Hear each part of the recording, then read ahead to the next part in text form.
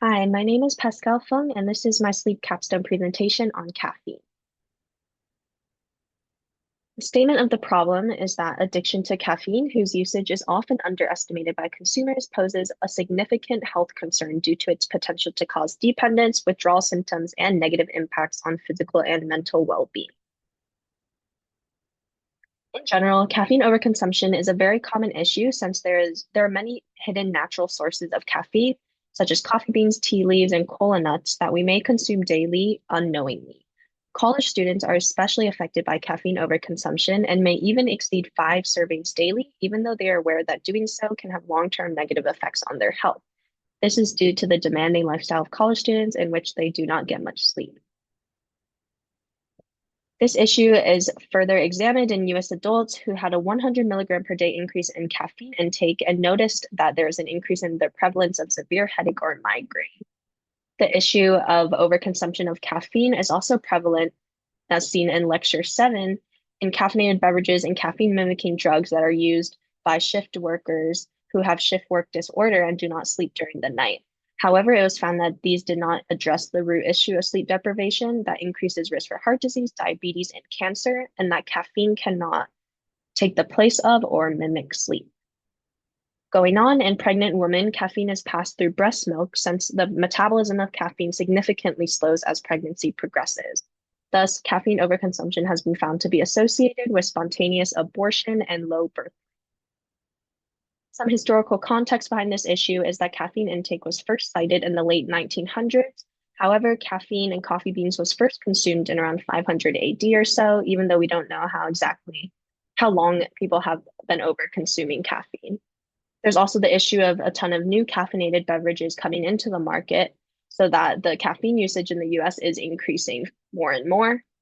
And also, there's the notion that caffeine addiction affects many people, including children, teens, adults, and the elderly, as caffeine, as mentioned before, is hidden in many products that people of any age group consume.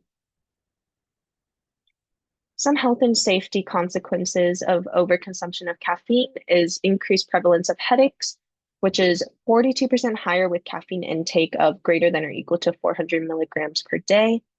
And secondly, as mentioned in lecture 2, caffeine overuse is known to reduce sleep quality and can lead to jitterous anxiety and heart palpitations when trying to sleep. Thirdly, cognitive impairment may occur as excessive use of energy drinks can actually lead to caffeine overdosage and degrade cognitive function in general. And lastly, there can be an increase in diastolic and systolic blood pressure when consuming too much caffeine. Some past interventions that have been put into place was educating those on caffeine overconsumption and its negative effects. For example, the US Food and Drug Administration has cited 400 milligrams a day as an amount not generally associated with dangerous health effects. However, this failed since educating people on caffeine tends to not limit their caffeine usage habits due to their lifestyle or preferences.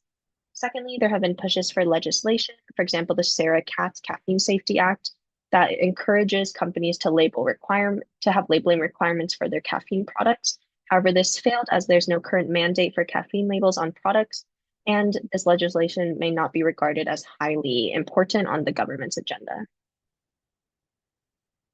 My proposed solution is to have a labeling standard for caffeinated products and to have mandatory labeling and advertising restrictions that reduce caffeine intake in general.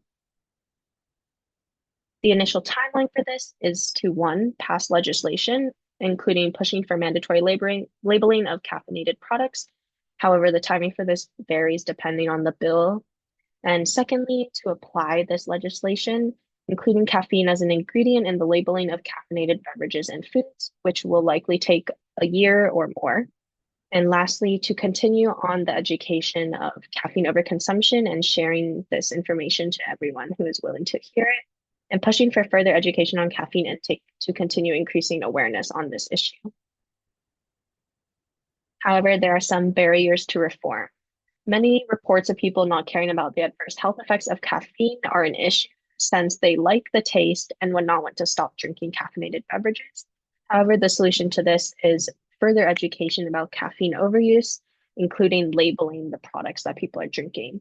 Secondly, another barrier is that people's lifestyles may demand caffeination, including demanding school schedules for high school students or college students, or demanding work lives for adults. The solution for this is promoting more healthy sleep schedules and less caffeine usage in general.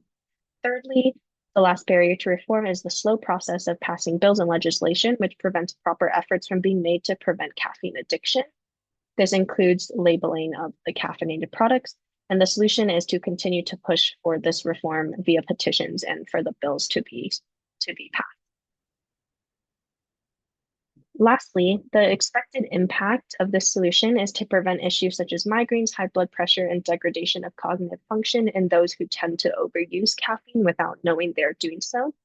And secondly, hopefully this would lead to a more comprehensive understanding of the adverse effects of caffeine abuse on a nationwide scale, as caffeine is often overlooked as being a drug that can negatively impact your health, but rather more so a positive additive to your everyday life. And lastly, hopefully this will make a transition for people to create better sleep schedules rather than depending on higher caffeine intake to get them through their day. And thank you for listening. And these are my references.